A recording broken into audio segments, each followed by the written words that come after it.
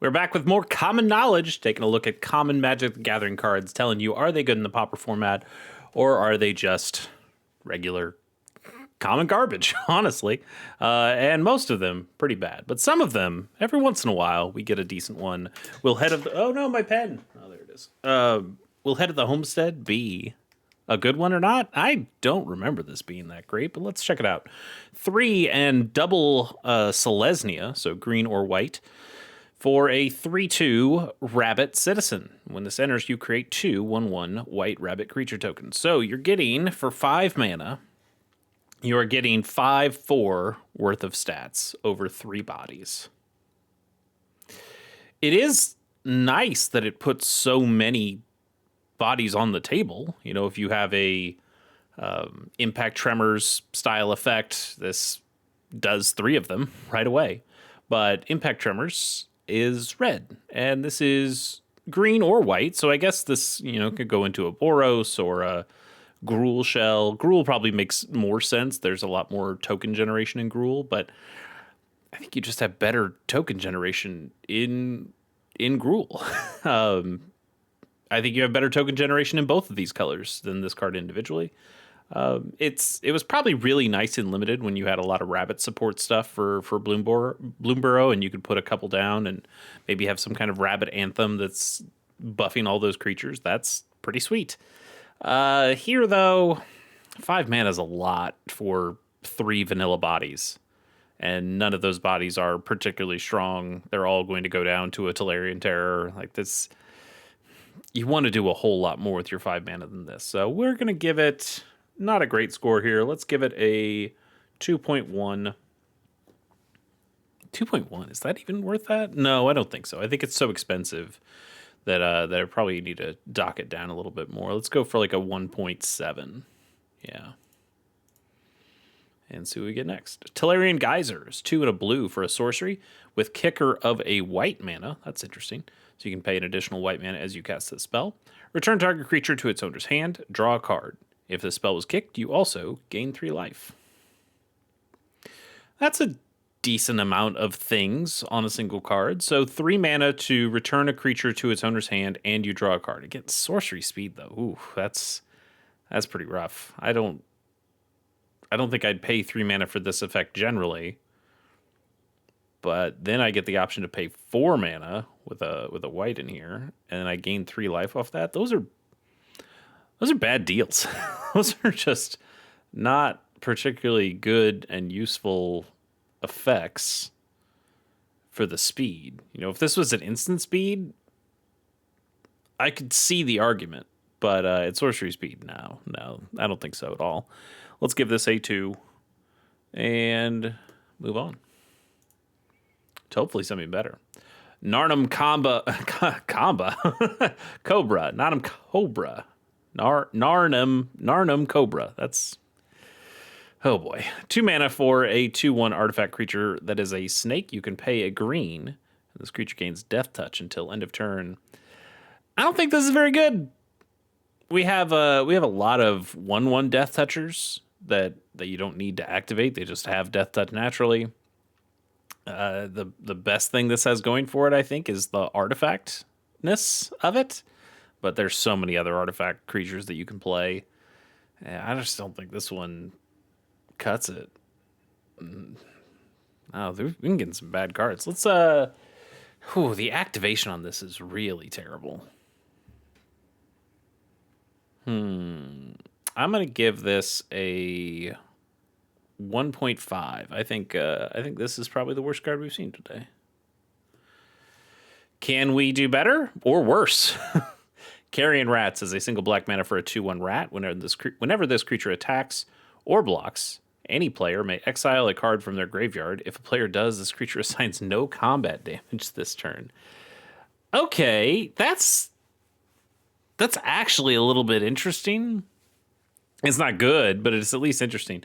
So here we have a Black Savannah Lions.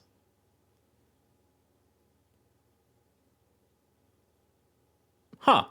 Yeah, a Black Savannah Lions, and you kind of dare your opponent to exile cards from their graveyard each time so they don't take the 2 damage. Now, early in the game, They won't have a lot of stuff in their graveyard, so you probably could get through a time or two with this.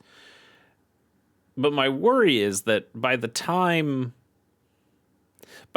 you're forcing them to make a bad decision or make a decision of, ooh, I gotta block, or I gotta not block this guy. I've got to remove the card from my graveyard to stop this damage from coming through. You probably don't care. Like, you probably have bodies on the table to block this thing. It's only a 2/1. So the problem is early on in the game. I mean, I think this is kind of just is a Savannah Lions. Because either they don't have the cards to do it in the early game, or they do have the cards to do it in the mid late game, but they don't need to because they just have better creatures out. So I think this is functionally more or less always a 2/1. And if they did exile a card from their graveyard, if they decided they wanted to do that, they get the choice of exiling the card. So the card they choose is going to be the least useful card to them. Yeah, I don't know. There's better ways of getting graveyard hate in black. Lots of options in black, and I don't think Carrion Rats is one of them. I don't even think you'd play this for its ratness. Like, being a rat is not a terrible creature type in Pauper. But I don't think you'd play this one. I mean, it is a 2/1 rat for a single mana. That's pretty good for a rat, but not very good for Pauper. Let's go with... I'm going to go with a 2.2 because it is a Savannah Lions. And that's kind of interesting. In black, no less. That's weird. I don't hear anybody talk about that card. Fire Slinger is 1 and a red for a 1/1 human wizard. And you can tap it, and this creature deals 1 damage to any target and 1 damage to you. So it's kind of a Tim. It's kind of a Prodigal Sorcerer. But it costs less. Prodigal Sorcerer is 2 and a red. And Prodigal Pyromancer is the Planar Chaos version. And that also costs 2 and a red. So that costs 3. Prodigal Sorcerer costs 3. This only costs 2. But it also does the damage to you. It was in World Championship decks, so obviously somebody played it to a decent use. This kills fairies, this kills Eldrazi spawns, this kills all sorts of 1 toughness little dudes. Now you have to take the damage too, which isn't great. But, what if you slapped an unexpected fangs? Nope, got to spell it right. What if you slapped an unexpected fangs on it?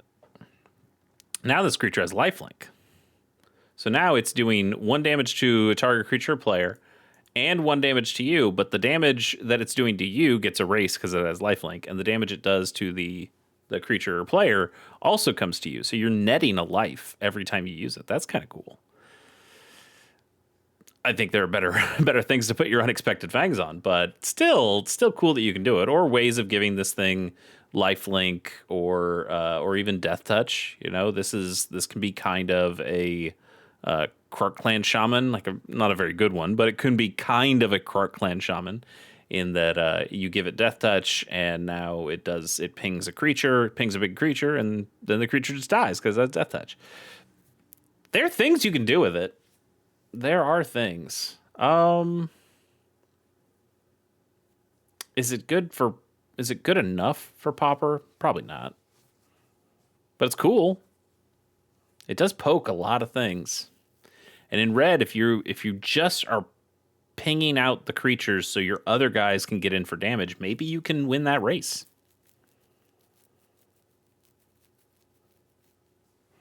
I'm going to give this thing a 3.1. I kind of like it. I don't think I'm going to play it in a deck, but I kind of like it. Feral Krushok is 4 and a green for a 5/4 beast. That's it. It's a Spined Worm with technically a better creature type, but not if you ask me. Spined Worm, baby. Now that's a card. Look at this guy. Look at this guy. Also 5/4 for 5, but this guy. That's the card. That's the card I was given as a kid. One of the first Magic cards I ever got. I had a Spined Worm, a Craw Worm, and a Scaled Worm. And I went, these guys are awesome. Look at these big stats. Isn't this cool? And then I learned that there's more to Magic than just big vanilla creatures. But then I also really like this 7th edition art too, and they've more or less kept it most of the time. They've brought this one back a couple times, but I do like the 7th edition art as well. That's pretty good. Anyway, a Beast is better in that there are lots of cards, Wirewood Savage and things like that play off of Beast creatures. So it's technically better than the Worm, but I don't think it's very good. And it's also vanilla. It's, it's whatever. It's whatever. I'll give it a 2. That's a very whatever score, right? And keep it moving to Hedron Scrabbler. It's an artifact creature construct that's 1/1. It's got landfall. Whenever a land you control enters, this creature gets +1/+1 until end of turn. So it's a 2/2 sometimes. No. no, that seems pretty bad. It's worse than a grizzly bear. And sure, excuse me. Sure, there's ways of playing multiple lands a turn. You can make that happen, and then this guy gets a little bit bigger. But for the most part, what a waste of a payoff, right? You could have other landfall triggers that do much more than just giving this guy a temporary +1/+1 bonus. And if it's your opponent's turn, you probably don't have many ways of putting lands into play on your opponent's turn. I guess your opponent uses Cleansing Wildfire on one of your lands, and you go grab a basic and put it into play, and this guy becomes a 2/2 on the opponent's turn. Woo. Really burning up the charts on that one. Let's give this thing a 1.2. 1.1. It's not actively harming you, so I want to give it a little bit better than a 1, but it's pretty bad. It is pretty bad. I'll give it a 1.2 and get the hell out of there. Hey, we just kind of did this card. Golgari Longlegs is 3 and double Golgari, so a black or green, for a 5/4 insect. We got another 5/4 for 5. This one is slightly harder to cast. Well, actually, you tell me. Is it slightly harder to cast because it's 2 pips, or is it slightly easier to cast because you could have 2 black pips or 2 green pips? It's probably about even. This is a multicolored card, though, so there are some things that you could do in Pauper that take advantage of playing multicolored cards, or, this blocks a Guardian of the Guild Pact, which has protection from monocolored. So in some ways, this is the better card. But also it's still just a vanilla 5/4. Is Insect a better creature type than Beast? I think the answer is no. I think Beast is still better. I think it has more synergy, at least at the Pauper level, in Pauper format. I think Beast would probably still take it over Insect, but it's probably a little closer than Worm is, unfortunately. I'm going to give this a 2 as well. I don't think it's meaningfully better than the Beast that we saw, and it's just a vanilla 5/4 for 5 mana. Whatever. What do we got next? What was that? Was that 8? I can't tell with my thing. Maybe we'll just get an extra bonus card. And then do another bonus card. We'll see. Ranger's Guile is a single green mana for an instant. Target creature you control gets +1/+1 and gains hexproof until end of turn. It's a strictly worse Snakeskin Veil, right? Snakeskin Veil gives the creature hexproof and a 1/1 counter, and it's still the 1 green mana. So I think you're pretty much always going to want the counter. I guess there are some things that if a thing has a counter on it, maybe it's worse off, but that's such an edge case that you'd play Snakeskin Veil before you play this. And Snakeskin Veil, weirdly enough, despite being a really good card, you see it get played in Standard a bunch, you see it get played in Commander a bunch, you see it get played in lots of different formats. Not a particularly popular Pauper card. And I think that's a little weird. I mean, it's not so weird because there are lots of I've talked about this before, but Pauper creatures are generally, being that they are common creatures, not so powerful on their own.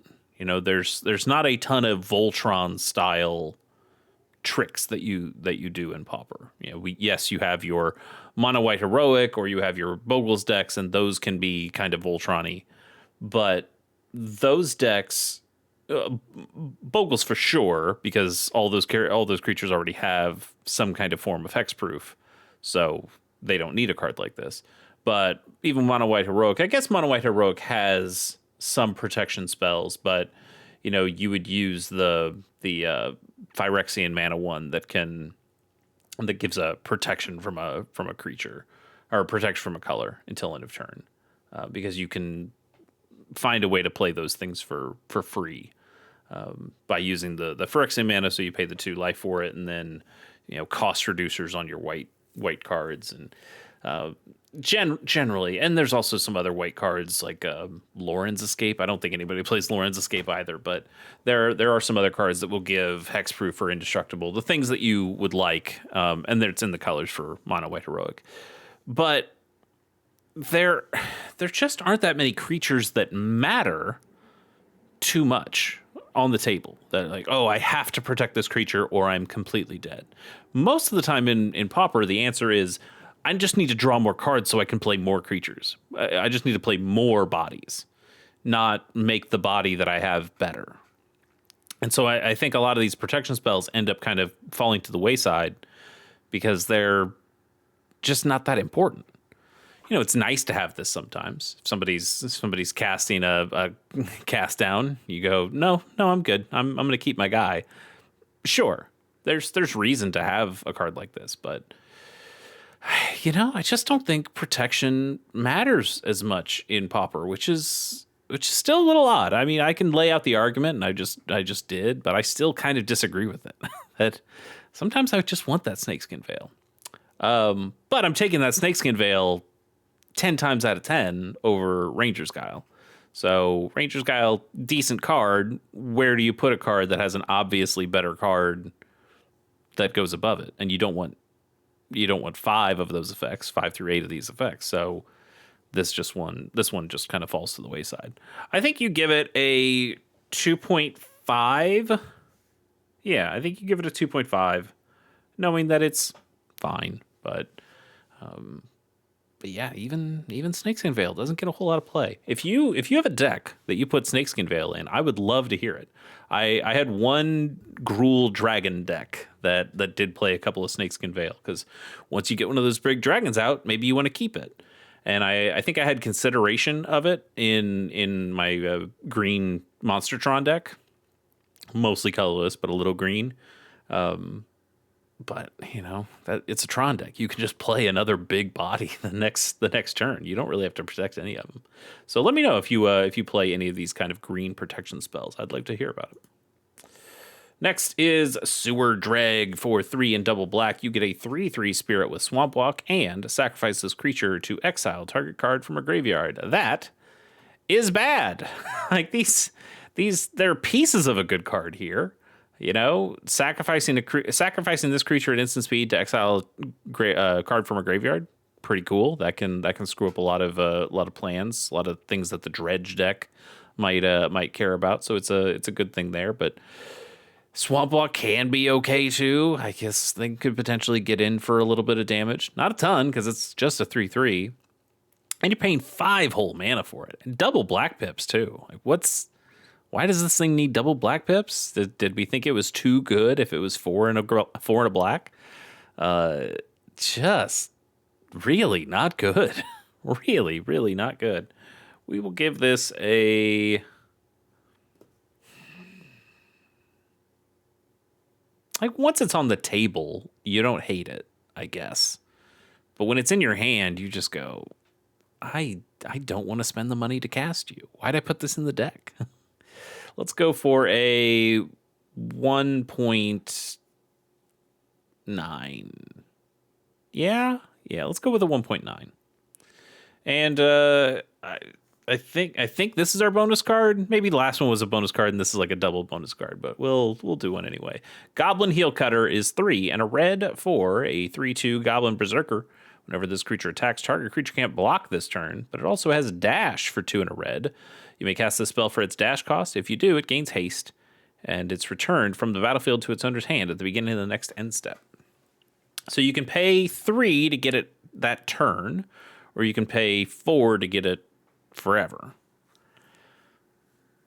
It's kind of nice that it has a cheaper mode that you could potentially get this out faster. This does give you some kind of form of card advantage in a way that you get to play this on turn 3.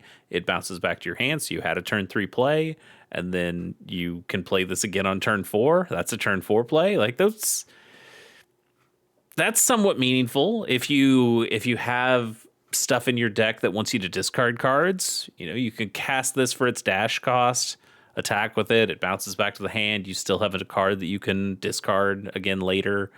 I think those are interesting things to consider. This card itself is not very good. It's a 3/2 that stops a thing from blocking. Okay.